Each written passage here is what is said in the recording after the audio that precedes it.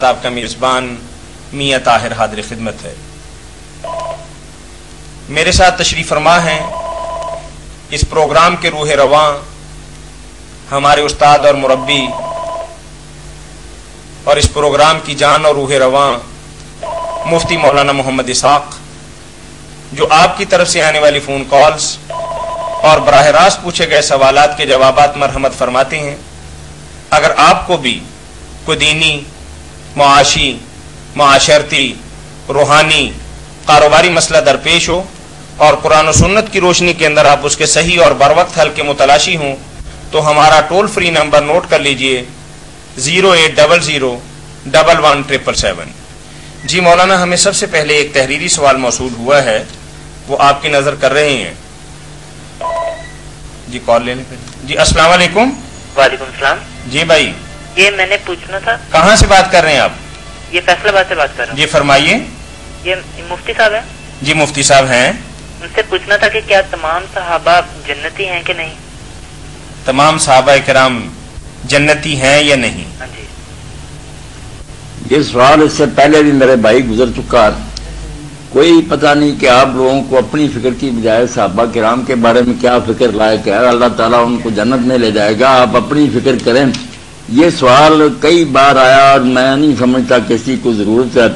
अल्लाह माफी करे, बदनीची को मालूम होती है, इसमें कोई इसका फायदा तो नजर नहीं आता। सहाबा किराम के बारे में फिक्रमंद होने की आपको क्या जरूरत? अपनी फिक्र आपने कर ली है कि क्या बनेगा मेरा और आपका। अल्लाह ताला उन सबको जन्नत में ले जाए, मगर ये बात आप याद रखें कि दीन अपनी जगह पर जो है ना उसमें तब्दीली नहीं हो सकती। हम सबको अपनी तरफ से ना जन्नती कह सकते हैं ना दोस्ती कह सकते हैं। किसी के बारे में ये फतवा नहीं दे सकते सिवाय उन चंद सहाबा के जिनके बारे में अल्लाह के रसूल अलैहि सलाम ने नाम लेकर कहा है। बाकी सबके लिए उम्मीद है, दुआ है, मगर अगर हम ये कहें कि सब जन्नती हैं, फिर अशरा मुशरा और जो लोग नाम जन्नती हैं उनका फर्क क्या रह गया? तो इस बारे में हद से तजावुज नहीं करना चाहिए। जो दीन की बातें उसी तरह रखनी चाहिए जिस तरह है, ना किसी को दोस्ती कहना चाहिए। कुफार में से भी वो चंद काफिर जिनके बारे में साफ बता दिया गया, बाकी काफिरों के बारे में हम नहीं कह सकते। अल्लाह बेहतर जानता है कि उनके अंदर ये ईमान हो और हम ना उससे वाकिफ हो। तो आप शरीयत की हदूद को तोड़ा ना करें। जो यकीनी जन्नती हैं जिनकी खबर हुजूर ने दे दी उनको अलग रखें, दूसरों के लिए दुआ किया करें, मगर अपनी तरफ से दिलेरी ना करें। बाकी इस सवाल का फायदा कोई नहीं समझ में आता। बार बार लोग ये बात छेड़ते रहते हैं, शरारत मालूम होती है। अल्लाह हिदायत ही दे। नहीं लेकिन ना, हाँ, लेकिन कुरान मजीद में आया है कि हुजूर सल्लम फरमाते हैं, मुझे अभी आयत याद नहीं, मैं 2 मिनट किताब लेकर आया, 1 मिनट होल्ड। नहीं, आप दोबारा कॉल कर लें। चलिए मैं आपकी बात का जवाब दे देता हूँ। मौलाना ने साथ जवाब दे दिया कि आप कुरान करीम की आयत मुबारक लाएंगे कि अल्लाह उनसे राजी हो गया, वो अल्लाह से राजी हो गए। हाँ जी, हाँ जी। और जन्नत के अंदर अल्लाह ने उनको जगह दे दी। हाँ जी। तो मौलाना ये फरमा रहे हैं कि फिर अशरा मुबशरा जो हैं, खास तौर पे नॉमिनेटेड सहाबा कराम के ये जन्नती हैं, हाँ जी। फिर उनका रुतबा और आम सहाबा का रुतबा तो बराबर हो गया।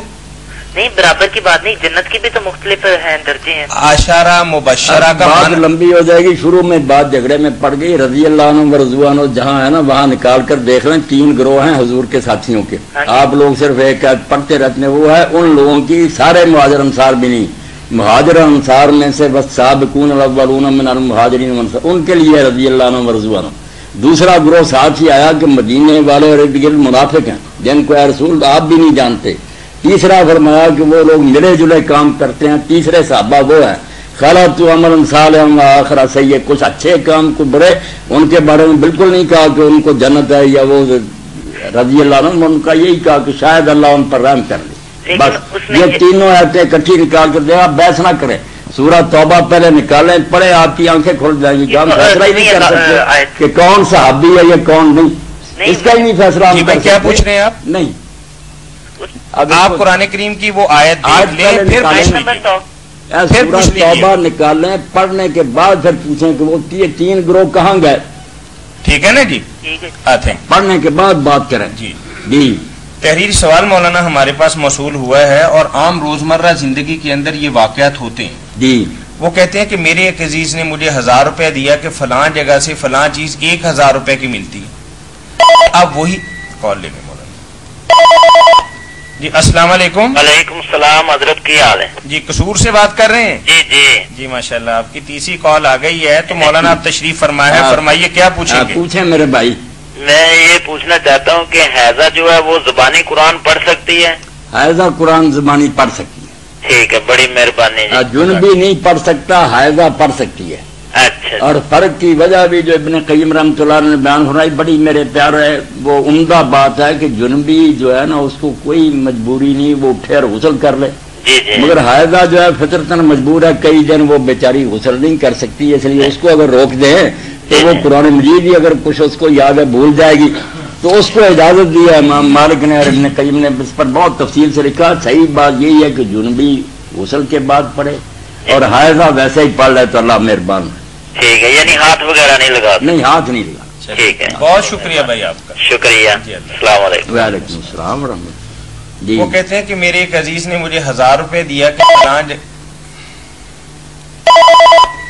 جی السلام علیکم. وعلیکم السلام. جی یہ سوال ہے مولانا جی جی کہ میں نے قرضہ اٹھا کر اپنے قرض کے ساتھ پلاٹ خریدا جی جی اور وہاں پہ ایک چھوٹا سا گھر تعمیر کیا, تو میرے والد صاحب تو اور تیرا مال تیرے باپ کا ہے, اس حدیث کے تحت انہوں نے وہ اپنے نام کروا لیا. ہاں ہاں, اور وہ کہتے ہیں کہ یہ سارے بھائیوں کا حصہ ہونا چاہیے, جبکہ وہ قرضہ صرف میرے اوپر ہے, میں ہی اس کا ذمہ دار ہوں, میں نے وہ اٹھایا, میں نے وہ دینا, میں ہی دے رہا ہوں. نہیں بہت اچھی بات ہے, کیونکہ حدیث مبارکہ میں آتا ہے کہ انت و مالک لابی کا, اس کو پیش نظر رکھتے ہوئے آپ کے ابا جان نے جائیداد پہ اپنا نام لکھوا لیا کہ اب جب وراثت کی بات آئے گی تو سب میں بانٹ دیں گے, جبکہ بوجھ آپ کی اکیلی ذات پر ہے. ہاں جی جی مولانا. جی, اس بارے میں ابا جی نے جس حدیث سے استدلال کیا نا, یہ ان کی غلطی ہے. اس سے یہ مراد نہیں کہ بچوں کی جائیداد اپنے نام کرا لو. جب آپ نے قرض لے کر وہ مکان بنایا تو مکان آپ کا ہی تھا, دوسرے بھائیوں کا اس کا کیا حصہ تھا. تو ابا جی کا یہ کہنا غلط ہے. اس حدیث میں نا علامہ البانی صاحب نے جب اس کو لکھا بہت اچھا ہو گیا, مسئلہ واضح ہو گیا, ورنہ یہ بڑی پیچیدگی تھی کہ رسول کریم علیہ السلام نے فرمایا اگر اس کو حاجت ہو, لفظ ہے اس میں کہ اگر کوئی ضرورت پڑ جائے نا, محتاج ہو جائے, تو بیٹے کے مال میں سے کچھ کھا پی لے, تو اتنی ہی صرف اجازت ہے. یہ حدیث کے الفاظ ہیں البانی صاحب نے نہیں, یہ حدیث کے الفاظ ہیں, یا کسی وقت مجھ سے لے لینا, حدیث کے الفاظ ہیں کہ صرف محتاج ہو تو حاجت کی حد تک وہ کھا پی سکتا ہے. اس حد تک کہا کہ باپ کا ہی مال ہے بیٹے کا, ورنہ یہ نہیں کہ ساری جائیداد ہڑپ کر دے یا اس کا سارا مال جو جی چاہے کرتا رہے, یہ کوئی بات نہیں. یہ سلسلہ الاحادیث صحیحہ میں سے نا نکال دوں گا, بہت عمدہ بات ہے جس سے بات واضح ہوئی, ورنہ ہم بھی پریشان ہی تھے کہ یہ کیا ہوا, کماتا ہو رہا ہے اور یہ سارا کوئی لے جائے اور دوسرے بچوں کو دے دے یا جہاں جی چاہے خرچ کر دے. تو یہ صحیح حدیث کے اپنے الفاظ, یعنی اضطراری حالت کے اضطراری حالت, بالکل ضرورت اور حاجت مند ہو تو اتنی ضرورت کی حد تک لے سکتے. جزاکم اللہ خیر واحسن الجزاء. السلام علیکم. وعلیکم السلام ورحمۃ اللہ. بھائی کہہ رہے ہیں کہ میرے ایک عزیز نے پیسے دیے کہ فلاں جگہ سے فلاں 1000 روپے میں ملتی. جی جی السلام علیکم.